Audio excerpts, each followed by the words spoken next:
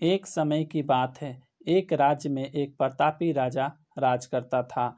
एक दिन उसके दरबार में एक विदेशी व्यक्ति आया और उसने राजा को एक सुंदर पत्थर उपहार स्वरूप प्रदान किया। राजा वह पत्थर देख बहुत प्रसन्न हुआ। उसने उस पत्थर से भगवान विष्णु की प्रतिमा का निर्माण कर उसे राज के मंदिर में स्थापित करने का निर्णय लिया और निर्माण का कार्य राज्य के महामंत्री को सौंप दिया। महामंत्री गांव के सर्वश्रेष्ठ मूर्तिकार के पास गया और उसे वह पत्थर देते हुए बोला, महाराज, मंदिर में भगवान विष्णु की प्रतिमा स्थापित करना चाहते हैं। 7 दिवस के भीतर इस पत्थर से भगवान विष्णु की प्रतिमा तैयार कर राजमहल पहुंचा देना। इसके लिए तुम्हें 50 स्वर्ण मुद्राएं दी जाएगी।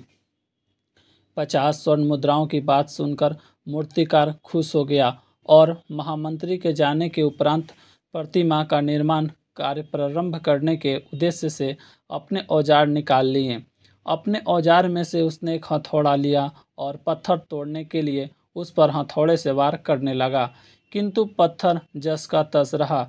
मूर्तिकार ने हथौड़े के कई वार पत्थर पर किए, किंतु पत्थर नहीं टूटा। 50 बार प्रयास करने के उपरांत मूर्तिकार ने अंतिम बार प्रयास करने के उद्देश्य से हथौड़ा उठाया, किंतु यह सोचकर हथौड़े का प्रहार करने से पूर्व ही उसने हाथ खींच लिया कि जब 50 बार वार करने से पत्थर नहीं टूटा तो अब क्या टूटेगा। मूर्तिकार उस पत्थर को लेकर वापस महामंत्री के पास गया और महामंत्री से कहा, इस पत्थर को तोड़ना नामुमकिन है, इसलिए इस पत्थर से भगवान विष्णु की प्रतिमा नहीं बनाई जा सकती।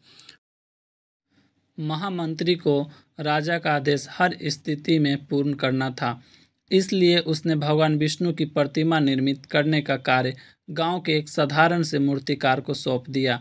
पत्थर लेकर मूर्तिकार ने महामंत्री के सामने ही उस पर हथौड़े से प्रहार किया और वह पत्थर टूट गया। पत्थर टूटने के बाद मूर्तिकार प्रतिमा बनाने में जुट गया। इधर महामंत्री ने सोचा कि काश पहले मूर्तिकार ने एक अंतिम प्रयास किया होता तो सफल हो गया होता और 50 स्वर्ण मुद्राओं का हकदार बनता। दोस्तों, इस कहानी से हमें यह सीख मिलती है कि हम भी अपने जीवन में ऐसी परिस्थितियों से दो चार होते रहते हैं। कई बार किसी कार्य को करने के पूर्व या किसी समस्या के सामने आने पर उसका निराकरण करने से पूर्व ही हमारा आत्मसम्मान, आत्मविश्वास डगमगा जाता है और हम बिना प्रयास किए हार मान लेते हैं। कई बार हम एक दो प्रयास में असफलता मिलने पर आगे प्रयास करना छोड़ देते हैं, जबकि हो सकता है कि कुछ प्रयास और करने पर कार्य पूर्ण हो जाता या समस्या का समाधान हो जाता। यदि जीवन में सफलता प्राप्त करनी है तो बार बार असफल होने पर भी तब तक प्रयास करना नहीं छोड़ना चाहिए जब तक सफलता नहीं मिल जाती। क्या पता जिस प्रयास को करने के पूर्व आप हाथ खींच लेते हो वही आपका अंतिम प्रयास हो और उसमें आपको कामयाबी प्राप्त हो जाए।